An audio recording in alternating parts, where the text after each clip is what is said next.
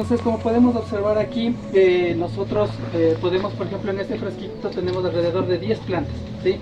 Que si nosotros para tener estas mismas 10 plantas quisiéramos trabajarle de una planta, necesitaremos sacrificar casi toda una planta, ¿no es cierto? Sacar las estaquitas, empezar a cultivarlas en los sustratos, empezarles a darle un manejo agronómico en vivero, ¿no es cierto? Fertilización, manejo de plagas, etcétera, hasta obtener una planta que esté más o menos de este porte, para que ya pueda ser entregada a los productores o a los agricultores para que puedan cultivarla, ¿no es cierto?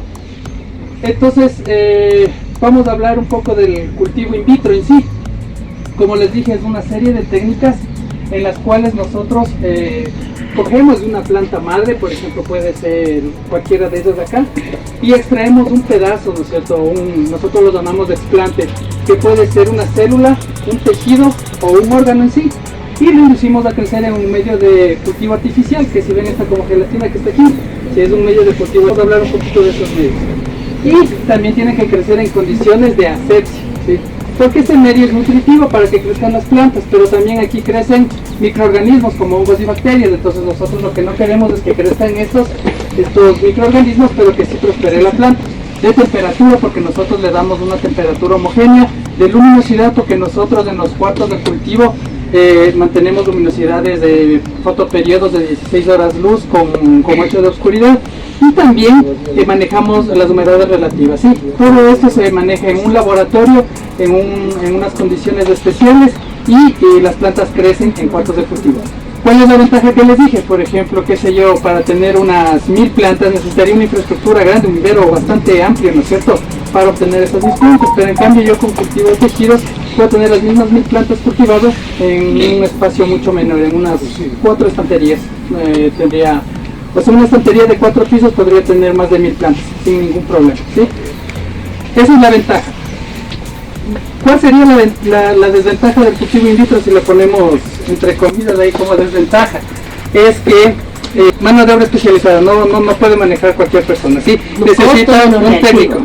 También el costo de inversión, o sea, ponerse o implementar solo para producir las plantas de un agricultor es muy alto, ¿no? Solo en los equipos y reactivos es muy costoso, se les juega mucho dinero, ¿no? Entonces eso generalmente lo realizan empresas. Nosotros como INIAP en el Departamento Nacional de Biotecnología tenemos un laboratorio donde nosotros producimos estas plantas y obviamente nosotros seguimos todos los procesos que vamos a ir viendo aquí a continuación, ¿no? INIAP Santa Catalina, ¿no? Sí, INIAP Santa Catalina. Nosotros tenemos ahí el laboratorio que nosotros cubrimos toda la zona norte y toda la zona centro. Tenemos otras estaciones experimentales que también con sus laboratorios de biotecnología. En el caso, por ejemplo, en Quevedo tenemos de Pichilingue, donde ellos también, y se especializan obviamente en plantas tropicales. Sí. De todas maneras, esa es otra ventaja ya que estamos hablando, es que nosotros en un laboratorio tener las condiciones controladas, como les dije, de temperatura, humedad. Nosotros también podemos producir en la sierra plantaciones de la costa, ¿no es cierto? Por ejemplo, banano. Nosotros en Santa Catalina tenemos malangas, tenemos piñones, tenemos yuca. ¿Qué podemos? O sea, les damos esas condiciones de temperatura, de humedad, de luminosidad, y nosotros podemos salir. Igual si es que estuviera en otra, por decir, en Pichilingue, que es caluroso. Si nosotros a los cuartos de cultivo les damos las condiciones necesarias, ellos también podrían empezar a trabajar y cultivar estas especies que son más de climas más templados.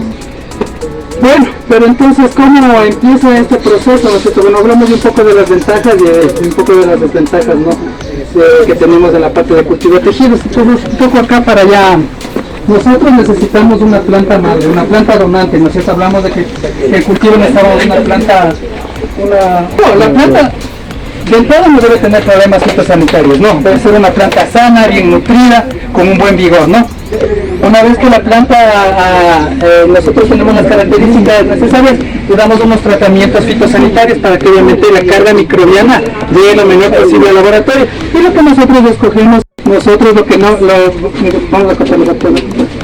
Esa es la ramita, ¿no es cierto?, que nosotros le colocamos. Lo que vamos a escoger es el segundo tercio, o sea, le dividimos en 3 partes de la planta. Esta parte no lo ocupo, esta parte tampoco lo ocupo y trato de ocupar esta parte media. ¿Ah? ¿Sí? ¿Por qué? Porque los brotes apicales son muy tiernos y tienden a oxidarse. Entonces cuando yo siembro el cultivo, generalmente esos se me oxidan o se me quedan, ¿no? Significado, ¿no es cierto?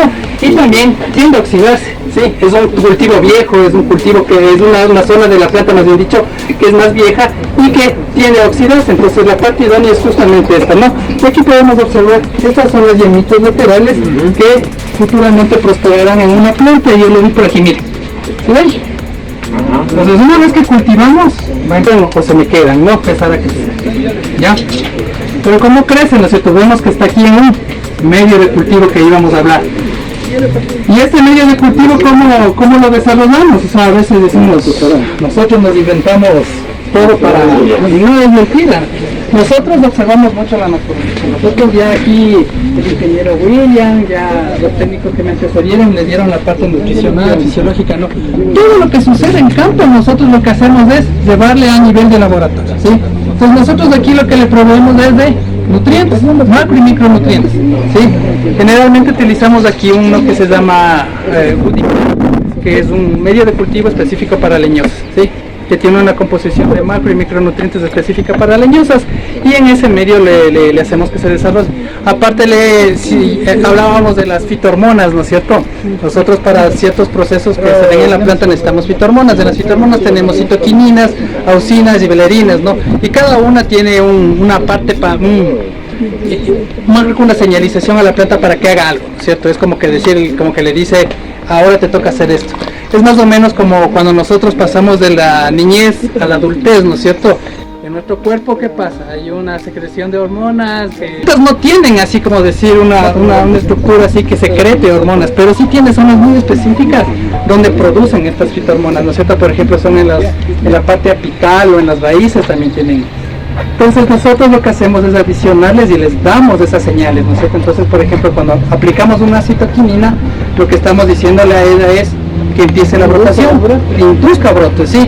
Si nosotros le aplicamos una auxina, en cambio le estamos señalizando que empiece el enraizamiento, ¿no? En el caso del establecimiento, una vez que ya las plantitas empiezan a crecer, lo que nosotros le aplicamos es una citoquinina, en este caso utilizamos la ceatina, a una dosis baja para que inicie la parte de la brotación. Entonces ahí tenemos muchos brotecitos y de esa manera nosotros le podemos seguir subcultivando, ¿no? Entonces ya pasamos a la primera etapa que estábamos conversando, que era la introducción, ¿no? Un poco para no pasarme a las otras, ¿no? Entonces nosotros ya cuando le cogemos, le cortamos, como les dije, esta zona de acá, y lo que hacemos ya, esto es a nivel de laboratorio, ¿no? Ahorita sería un poco más... Esto tiene que ser un laboratorio en condiciones de asepsia, en unas cabinas de flujo laminar, entonces, con mandil, guantes, todo, ¿no? Por eso tenemos aquí todos los... Entonces nosotros lo que hacemos es, ¿se acuerdan que les dije que necesitaba que prospere quién? En los medios de cultivo, ¿quién debe prosperar? El explante. La plantita, ¿no es cierto? Los explantes de esto. Entonces nosotros lo que hacemos primero es lavados en agua, como cuando nos ensuciamos, que tenemos que ir a la ducha, bañarnos bien, ¿no es cierto? Así mismo le hacemos a la plantita, le lavamos bien, generalmente con un jabón neutro, ¿sí? Una vez que está bien lavadita, nosotros empezamos a aplicar unos productos químicos que vayan contra los microorganismos, ¿no es cierto? En este caso, carbendazim y sulfato de cobre pentihidratado, así que básicamente el uno es un fungicida y el otro actúa como fungicida y un bactericida, ¿no?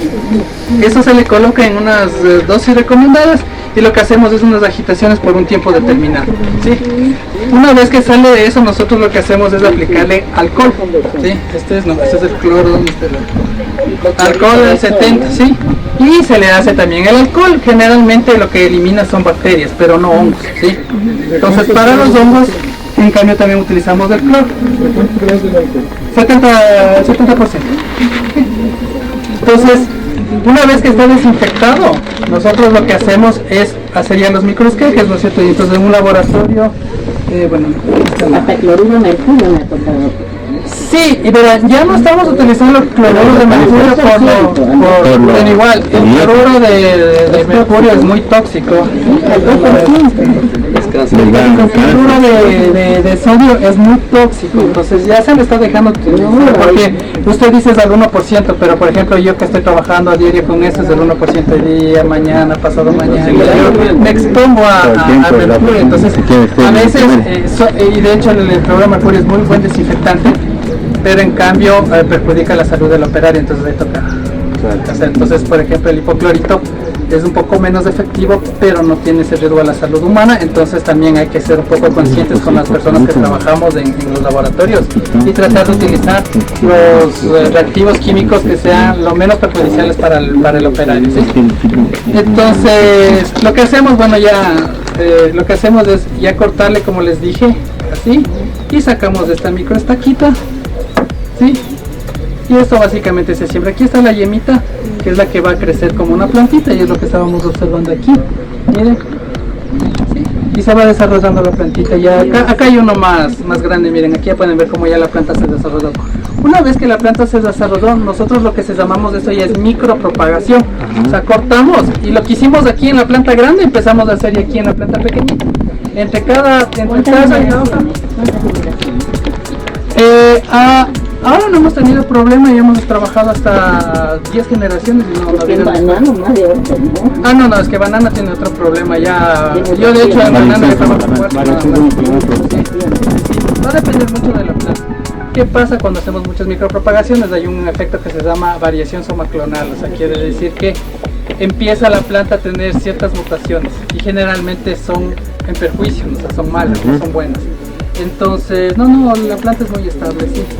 El banano es inestable y pues yo 4 en banano es normal, ¿sí? En estas no, en mora hemos trabajado hasta 20, en papa igual más. Tiene una experiencia 9, dice, en banano, y cuando ya las plantas crecieron, los dedos en vez de salir así, salen así, chiquitos, hay deformaciones, en papa empieza a ver deformaciones en la hoja. Mutaciones debe ser esa. aberrantes. Mutaciones debe ser esa. Sí, mutaciones, por eso les dije, una variación somaclonal básica. Y para la fotosíntesis necesita que sus estomas empiecen a ser funcionales. Entonces en ese periodo los estomas ya van a empezar a hacer fotosíntesis y poco a poco van a iniciar a hacer la fotosíntesis y van a empezar a hacer este movimiento para el ingreso para el intercambio gaseoso que tienen, ¿no? Otra cosa, como ya empieza a tener estos agujeritos y como les digo, ya cada vez poco a poco les voy sacando, ya les voy exponiendo cada vez a las condiciones ambientales, entonces ella también empieza a formar su cera cuticular, ¿no?